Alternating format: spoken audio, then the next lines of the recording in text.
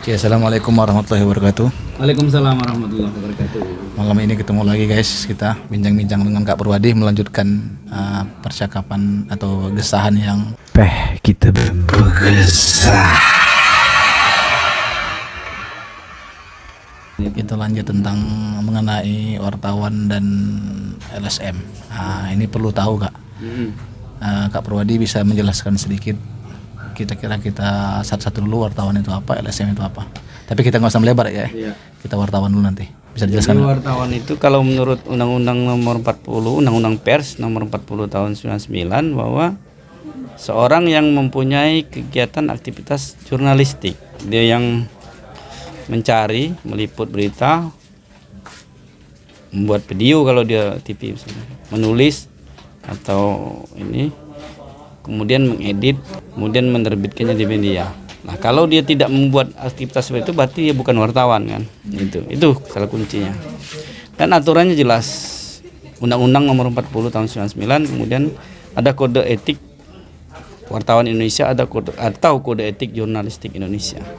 Tergantung dengan organisasi profesinya, apakah dia itu PBI, AJI atau IJTPI. Masing-masing punya kode etik tersendiri. Wartawan cetak, elektronik, televisi itu berbeda kode etiknya. Termasuk media cyber itu kode etiknya berbeda kan. Undang-undang media cyber juga dia pakai undang-undang ITE kan, kira itu. Nah, kemudian LSM tentu mempunyai aturan tersendiri juga.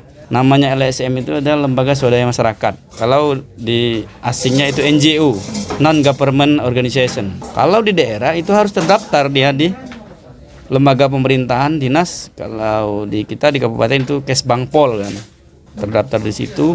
Kemudian LSM itu di akte notariskan atau sampai ke Kemenkumham terdaftarnya. Punya platform atau visi misi yang jelas tujuannya. Ada misalnya LSM lingkungan, kemudian LSM di bidang pendidikan misalkan, LSM lingkungan seperti Walhi misalkan itu kan. Nah, kaitannya dengan wartawan LSM secara aturan eksplisit memang tidak ada yang melarang seorang LSM untuk bisa juga menjadi wartawan. Tapi secara etika itu akan terjadi benturan kepentingan, benturan kepentingan antara LSM dan wartawan. Oleh karena itu Dewan Pers, buka aja di Google, ada pernyataan dari mantan Sekjen PBI Pusat Pak Henry C. Bangun. Manakala seorang itu LSM, kalau bisa dia jangan atau tidak boleh lah secara etik untuk berprofesi sebagai wartawan. Karena ada kepentingan di situ.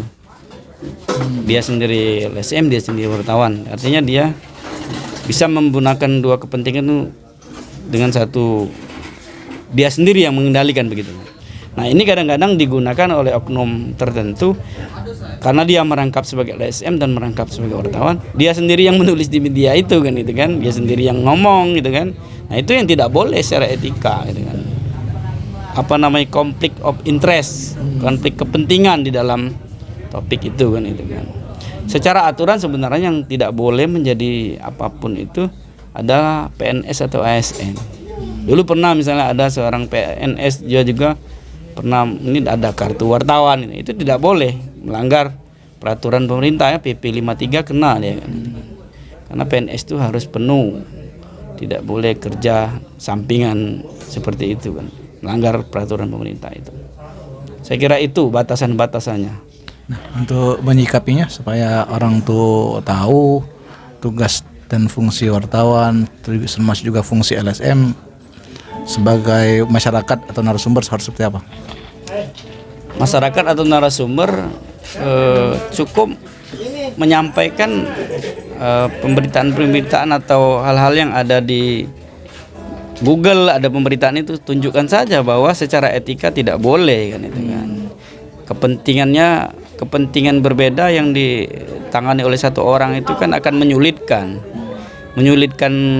masyarakat, menyulitkan pemerintah, menyulitkan si orang itu sendiri karena ada konflik kepentingan tadi kan.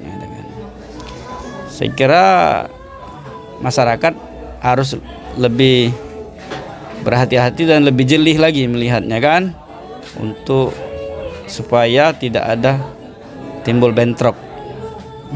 Itu bentrok di lapangan.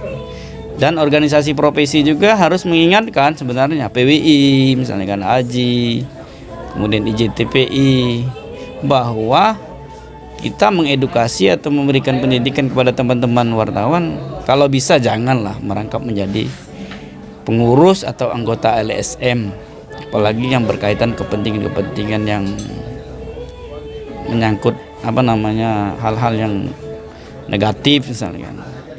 Karena masyarakat sudah kadang menilai ada semacam stigma yang kurang bagus terhadap LSM kadang-kadang. Padahal memang LSM ada yang LSM yang benar-benar melakukan kegiatannya yang saya sebutkan tadi. Walhi itu kan LSM NGO. Dia concern di bidang lingkungan misalnya kan. ICW misalnya kan. Kemudian LSM Sriwijaya kalau di sini kan bidang pendidikan gitu kan. Jejak misalnya kan itu. Nah, itu bagus sebenarnya. Mereka concern di satu itu kan itu kan. Concern di bidang lingkungan ya ayo pikirkan. Masukan-masukan kepada pemerintah mengenai lingkungan gitu kan. Apalagi banjir seperti sekarang musim hujan gitu kan. Kalau lingkungan perhatikan bahwa terjadi apa terhadap lingkungan kita ini misalnya. Tuh, itu yang bagusnya misalnya. Saya kira itu untuk teman-teman wartawan atau organisasi profesi untuk mengingatkan kita semua kan. Kemudian organisasi NGO atau LSM juga mengingatkan anggotanya kalau ingin coba-coba ikut profesi jurnalis atau wartawan juga ingatkan jangan sampai tabrakan kepentingan tadi. Tapi kalau dia bisa menjalankan itu secara profesional mungkin bisa-bisa saja, tapi saya kira sulit untuk profesional. Satu orang memegang dua profesi yang berbeda aturan dan kira-kira itu. Cuman kira-kira Pak Win kira-kira. Jadilah itu kira Itu kan? Itulah kan. Ya sudah. Iya. Karena sudah Pak Bu sudah nunggu, kita akhiri Terima kasih. kesahan malam ini dengan ucapan apa kan?